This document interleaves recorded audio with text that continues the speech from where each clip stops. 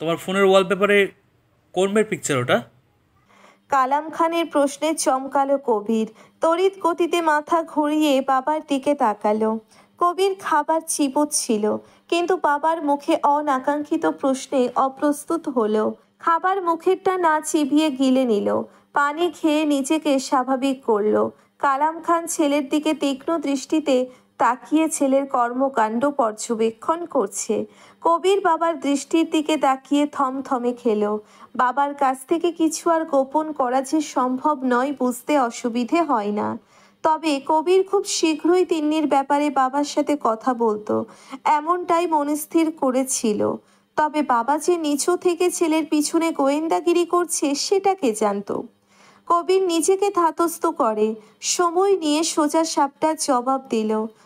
ওর নাম তিন্নি। তুমি চেনো, চেয়ারম্যান সাহেবের বড় নাতনির বিয়েতে এসেছিল।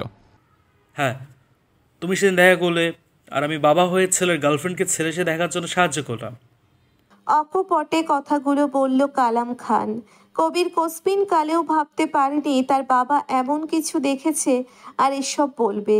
তবে কবির এমনভাবে বসে মুখে খাবার নিল যে সে এসব স্বাভাবিক কোনো সিরিয়াস কথা নয়।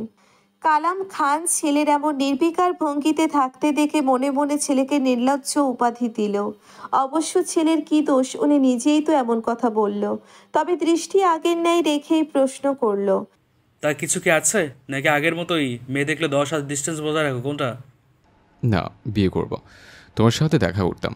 আর হ্যাঁ, ওর কিন্তু পরিবার। সব জানি। তো কবে নিয়ে যাচ্ছ?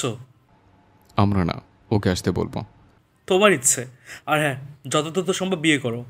নিজের হাতের রান্না খেতে খেতে খাবারের আর স্বাদ পাচ্ছি না।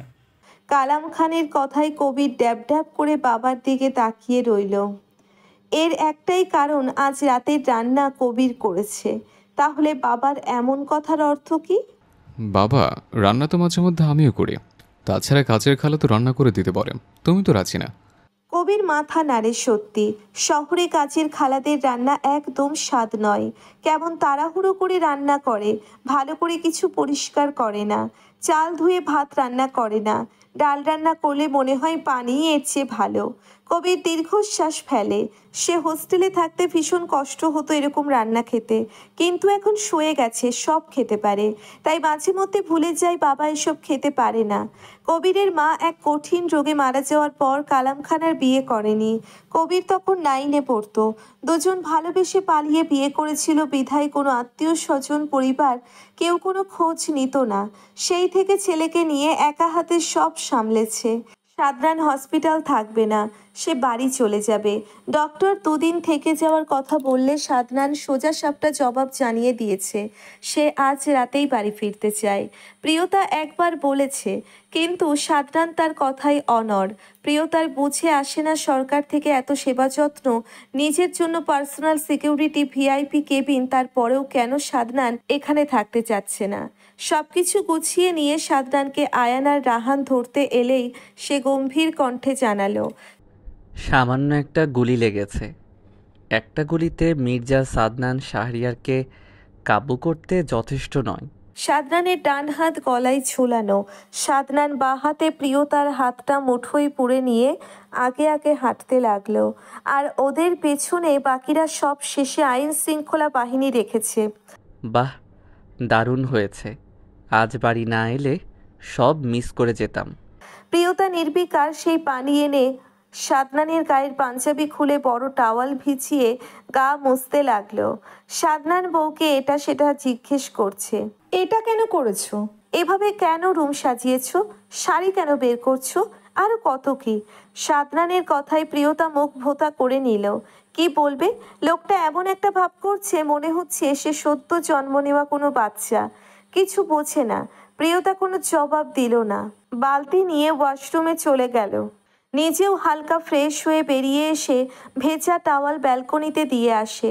প্রিয়তা মুখ ভার করে রেখেছে সেই থেকে, সাদনান বউকে পর্যবেক্ষণ করছে। প্রিয়তা ওড়না মাথায় দিয়ে রুম হতে বেরিয়ে যাওয়ার জন্যে উদ্যত হতেই সালেহা বেগম সহ আয়েশা বেগম খাবার নিয়ে রুমে প্রবেশ করলো। প্রিয়তা নিজেও সাদনানের খাবারের জন্যেই নিচে যাচ্ছিল।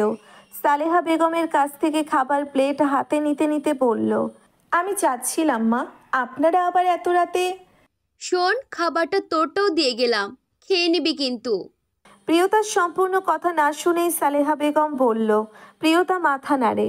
সালেহা বেগম আর আয়েশা বেগম সাদরানের হালচাল জিজ্ঞেস করে খাবার খেয়ে ঔষধ খেয়ে নিতে বলে চলে গেল।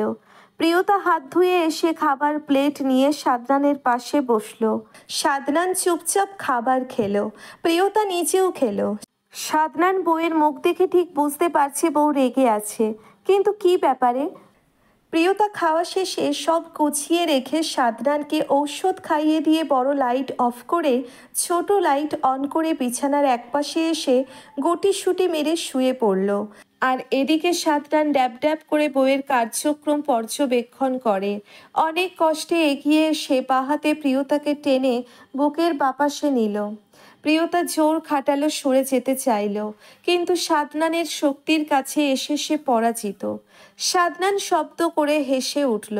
প্রিয়তার যেন সাদনানের হাসিটা কাটা ঘায়ে নুনের ছিটা মনে হলো। ফুঁসে ওঠে, রাগে গজগজ করতে করতে বলল, একদম ছুতে আসবেন না আমায়। সেদিন কি বলেছিলেন আপনি আপনার কিচ্ছু হতে দিবেন না, আমার জন্যে হলেও নিজেকে ভালো রাখবেন, তাহলে আজ এসব কি? এটা তো আমি ইচ্ছে করে করিনি, তবে আমি আমায় ভালো রেখেছি, নয়তো এতক্ষণে উপরে চলে যেতাম। প্লিজ এসব বলবেন না, ছেড়ে দিন না এসব, অফিস যান। আমরা আর 10টা সংসারের মতো স্বাভাবিকভাবে সংসার করব। সাদনানের কথা না শুনেই প্রিয়তা বলে উঠল, ভয় পেলে মানুষ ভয় দেখাবে, নিজেকে শক্ত করে গড়তে হবে। তোমার সংসার হবে, আমার রাজনীতি নিয়ে তোমার সংসারে ভবিষ্যতে আর কোনো প্রভাব পড়বে না। আমার স্থানটা আমি যথাশীঘ্রই তেমনভাবে তৈরি করে নেব। সাদনান বউকে এক হাতে জড়িয়ে ধরে কথাগুলো বলল। প্রিয়তা এই নিয়ে আর কথা বাড়ালো না। কি দরকার অযথা এসব নিয়ে মাতামাতি করে? লাভ হবে না, রাজনীতি করলে এসব হবেই। তবে প্রিয়তার ভরসা আছে ভালোবাসার মানুষটার উপর। এভাবে কোনো সম্পর্ক হতে পারে না রাহান ভাই। আপনি না এদিকে যাচ্ছেন আর না ওদিকে যাচ্ছেন। সারার কথাই রাহান হাসল, যা অন্ধকারে সারার নজরে এলো না। রাহান থমথমে কণ্ঠে জিজ্ঞেস করলো, তুই বল কোন দিকে যাব? আমার তো মনে হচ্ছে আমি ঠিক রাস্তায় হাঁটছি। হাঁটতেই থাকুন আপনি, আর কোনো দিকে তাকাতে হবে না। সারা ফোঁস করে বলল। রাহানের পাশ থেকে উঠে চলে যাওয়ার জন্যে উদ্যত হতেই রাহান সারার হাত টেনে ধরল। হ্যাচকা টানে সারাকে নিজের উরুর উপর বসিয়ে দিল। সারা চমকে উঠল ভয় পেয়ে, রাহানের হাত শক্ত করে খামচে ধরল, যার ফলে রাহানের হাতের উল্টো পিঠে সারার নখের আঁচড় লাগলো। রাহান ভ্রু কুঁচকে নিল, দাঁতে দাঁত চেপে ব্যথা হজম করলো। বললেই এই পাগল ফুঁসে উঠলে কাজের কথা কিচ্ছু বলা হবে না, যা এখন না বললেই নয়। রাহান সারার কাঁধে নিজের থুতনি ঠেকালো। সারার শরীর কাঁপছে।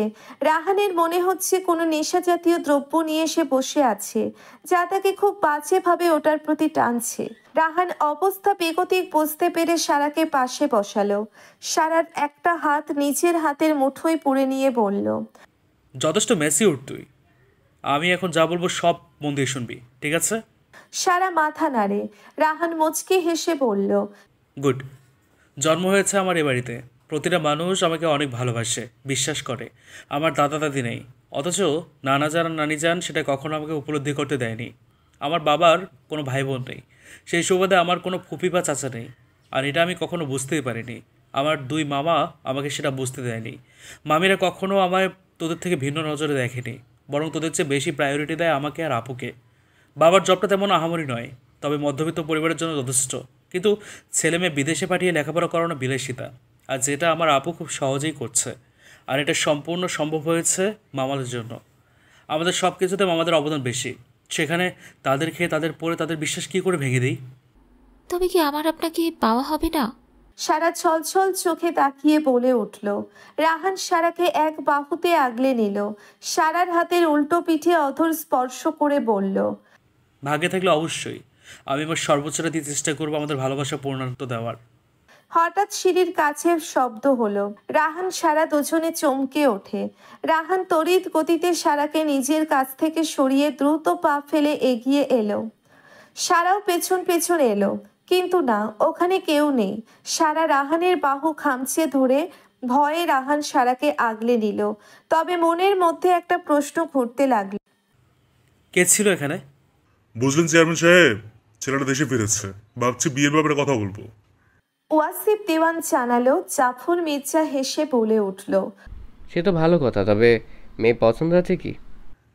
না ওয়াসিফ দেওয়ান আমতা আমতা করে কিছু বলতে যাচ্ছিল, কিন্তু সাদনান মাঝে ফোড়ন কেটে বলল, আঙ্কেল, আমার মনে হচ্ছে আপনার একবার আপনার ছেলের সাথে কথা বলা উচিত। কথাখানি মন্দ বলনি, আজই জিজ্ঞেস করবো। ওয়াসিফ দেওয়ান সাদনানের কথাটা বেশ মনে ধরল। ছেলেটা যথেষ্ট বুদ্ধিমান, কোথায় কী ধরনের কথা বলা উচিত বা কোন কথাটা বললে ঠিক হবে খুব ভালো করে সেটা বোঝে, যাকে বলে যথেষ্ট বিচক্ষণ পুরুষ। এমন পুরুষ খুব কমই দেখেছেন তিনি তার রাজনীতির জীবনে। তিনি এবার ভিন্ন কিছু ভেবেছেন। সাদনান সেটারই যোগ্য। এখন শুধু সময় করে কাজটা ভালোই ভালোই করতে পারলে হয়। সাদনানের দিকে তাকিয়ে ওয়াসিফ দেওয়ান লম্বা চওড়া হাসে। অতপর আরো বেশ কিছুক্ষণ কথা বলে খাবার খেয়ে ওয়াসিফ দেওয়ান মির্জা বাড়ি হতে বেরিয়ে গেল। সাদনানের হাতের ব্যান্ডেজ খোলা হয়েছে, ক্ষত শুকিয়ে যাওয়ার প্রস্তুতি নিচ্ছে। তবে এখন হাত নড়াচড়া করা নিষেধ। আজ 15 দিনের বেশি সময় হয় সাদনান বাড়ি থেকে বেরোতে পারে না। বাসায় বসে সব মিটিং, আলোচনা, সমালোচনা সবাইকে বাড়িতে ডেকে করতে হয়। ডান হাতে গুলি লেগেছে বিধায় খাবার নিজের হাতে খেতে পারে না। প্রিয়তা খাইয়ে দেয়। আবার মাঝে মাঝে সালেহা বেগম, আয়েশা বেগম, সুফিয়া বেগম সবাই খাইয়ে দেয়। মা, চাচি, ফুপি সাদনানের ভীষণ ভালো। সবাই বেশ মিলেমিশে সেবা যত্ন করছে। এখন সালেহা বেগম খাবার খাইয়ে দিচ্ছে, সাথে প্রিয়তাকেও। এখন 9টা বাজে, 10:30টায় একটা মিটিং রয়েছে। দলের কিছু লোক আসবে। নিচে সিঁড়ি কোঠার কাছে বড় একটা কক্ষ রয়েছে, যেটাই সব সময় এই রাজনীতির যত কাজ আছে সেখানেই হয় সব। সাদনানের খাবার খাওয়া শেষ। সালেহা বেগম সব গুছিয়ে নিয়ে চলে গেল। প্রিয়তা সাদনানের গা থেকে কালো শার্টটা খুলে নিল। হাতে গুলি লেগেছে, পর টি শার্ট পরাটা সম্ভব নয়, তাই শার্ট গায়ে দেয় সাদনান। প্রিয়তা কাবার থেকে পাঞ্জাবি এনে সাদনানকে পরিয়ে দিল। হাত কাঁপছে। এসি অন থাকার সত্ত্বেও প্রিয়তার গলা, ঘাড়, নাকের ডগা ঘেমে নিয়ে একাকার অবস্থা। সাদনান হাসলো। প্রিয়তা ভ্রু কুঁচকে সাদনানের দিকে তাকিয়ে জিজ্ঞেস করলো, হাসছেন কেন? সাদনান উঠে দাঁড়ালো। বাঁ হাত প্রিয়তার কোমরে রেখে আচমকাই প্রিয়তাকে নিজের সাথে মিশিয়ে নিল। প্রিয়তা কেঁপে উঠল, তবে সাদনানের বুকের উপর 2 হাত রাখে। সাদনানের চোখের দিকে তাকিয়ে লজ্জা পেয়ে যায়, মাথা নিচু করে নেয়। সাদনান প্রিয়তার মুখের দিকে এগিয়ে নিয়ে প্রিয়তার ললাটে নিজের অধর স্পর্শ দিল। সেখান থেকে সরে এসে থমথমে কণ্ঠে আদেশ করলো, মাথা উঁচু করো। হঠাৎ সাদনানের থমথমে কণ্ঠ শুনে অবাক হলো। মাথা উঁচু করে অবাক দৃষ্টিতে তাকাতেই সাদনান নিজের উদ্দেশ্য সফল করলো। বউয়ের অধরে নিজের অধর চেপে ধরল।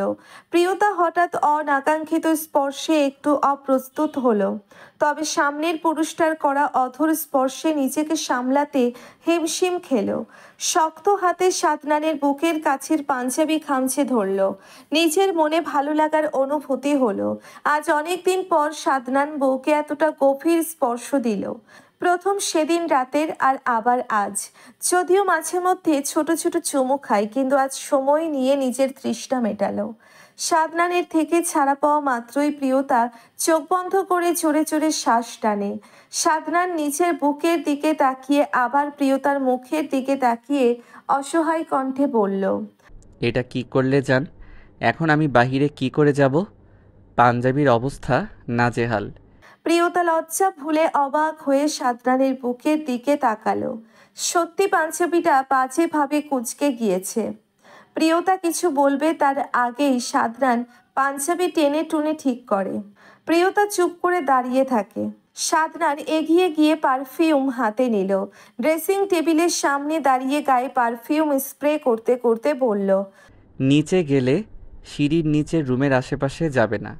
সবসময় বলতে হয়? বলা তো যায় না, কখন কোন দিক দিয়ে কার নজর পড়ে বসে। সাদনান গরুগম্ভীর কণ্ঠে কথাটা বলেই ফোন হাতে নিল। ঠিক তক্ষুনি দরজায় কেউ কড়া নাড়ে। সাদনান ভ্রু উঁচিয়ে প্রশ্ন করল, কে? ছোট সাহেব, নিচে সব মানুষ আয়া পড়ছে গু। আসছি আমি। একটা মহিলার কণ্ঠস্বর। কাজের লোক চলে গেলে সাদনান বউকে বলে রুম থেকে বেরিয়ে গেল। বেশ কিছুদিন ধরে রাহান ঠিকঠাক দুই মামার সঙ্গে অফিস যাচ্ছে। এতে আজম মির্জা আর মফিজুল মির্জা ভীষণ খুশি। বেশ কিছু ডিল কনফার্ম করেছে যথেষ্ট দক্ষতার সাথে। আজও একটা মিটিং ছিল, সেটা শেষ করে বাড়ি ফিরতে ফিরতে রাহানের অনেক রাত হলো। আজ অনেক দিন হয় প্রেয়সীর সাথে ঠিকঠাক কথা বলা হয় না, তাই রাহান আগে ফ্রেশ হয়ে খাবার খেয়ে নিল। খাবার সালেহা বেগম পরিবেশন করে দিল। সবাই অনেক আগেই রাতের খাবার খেয়ে নিয়েছে।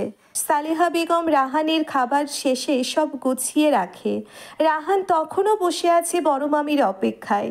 সালেহা বেগম সব গুছিয়ে এলেই রাহান বলল, সারা ঘুমিয়ে পড়েছে বড়মণি? মনে হয় না, মেয়েটা আমার দিন দিন উদাসীন হয়ে যাচ্ছে।